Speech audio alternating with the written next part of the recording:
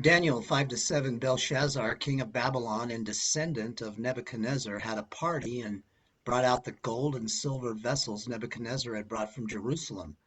They drank the wine and praised the gods of gold and silver, of bronze, iron, wood, and stone. They had complete disregard and disrespect for God and the things of God. Suddenly a finger began to write on the wall, which caused Belshazzar to buckle. Daniel was called in for the interpretation of what was written. Daniel told Belshazzar that Nebuchadnezzar was arrogant, but humbled himself before God, then saying, "Yet you have not humbled your heart, even though you knew all this." Have we learned from those who have gone before us? Daniel gave the interpretation. God has numbered your kingdom and put an end to it. You have been weighed on the scales and found deficient. This is the handwriting on the wall for you and me as well. We have been weighed on the scales and found deficient. We all need Christ. Your kingdom has been divided and given over to the Medes and Persians. That very night Belshazzar was slain and Darius the Mede received the kingdom. Darius showed favor to Daniel and planned to appoint him over the entire kingdom.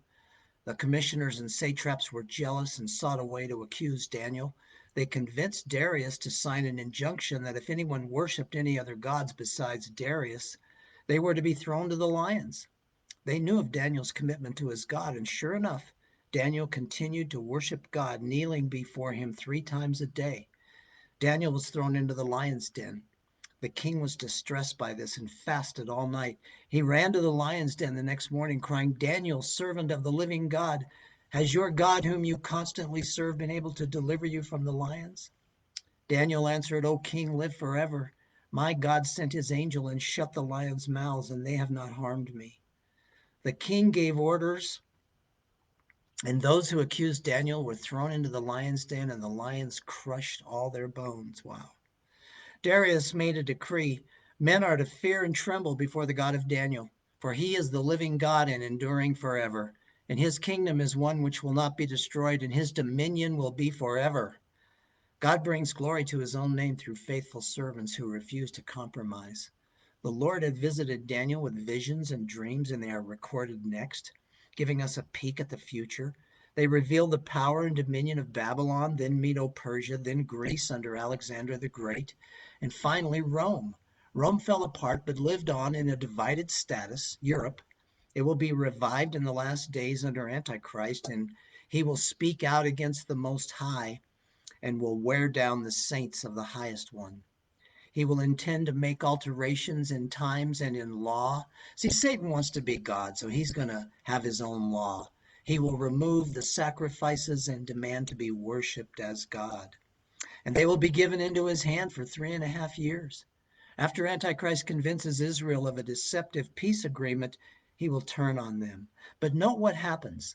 The court will sit for judgment, and his dominion will be taken away, annihilated, and destroyed forever.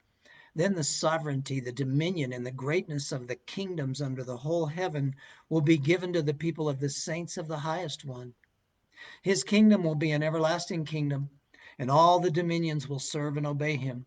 Satan will have his day, but God wins, and we win if we're found in Christ. Second John identifies himself as the elder, writing to the chosen lady and her children. Some think this is an actual individual, and some think this represents the church. Regardless, the message is the same. This little letter is about truth and love and how they must go together. Truth without love can be harsh. Love without truth can be sloppy. They must both be present. John says that anyone who goes too far and does not abide in the teaching of Christ does not have God. The one who abides in the teaching, he has both the Father and the Son. It seems that when we speak of the generic, "I believe in God," there isn't much problem. But when the teachings of Christ and Christ himself are brought into the picture, it creates much conflict. That's what John is talking about here. He goes on, "If anyone comes to you and does not bring this teaching, do not receive him into your house, and do not give him a greeting. Do not give him a platform to teach this heresy. For the one who gives him a greeting, a platform, participates in his evil deeds." When a member of a cult comes to my doorstep, I will invite them in, but ultimately and specifically only to share the real good news of Jesus Christ with them. We are not to provide a platform for them to teach their heresy in our churches or in any other gathering, be it in our homes or publicly. God says if we do, we participate with them in their evil deeds.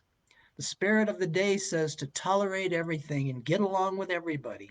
But there is a line drawn here, and it's drawn by God. We are not to compromise Jesus Christ and his teachings.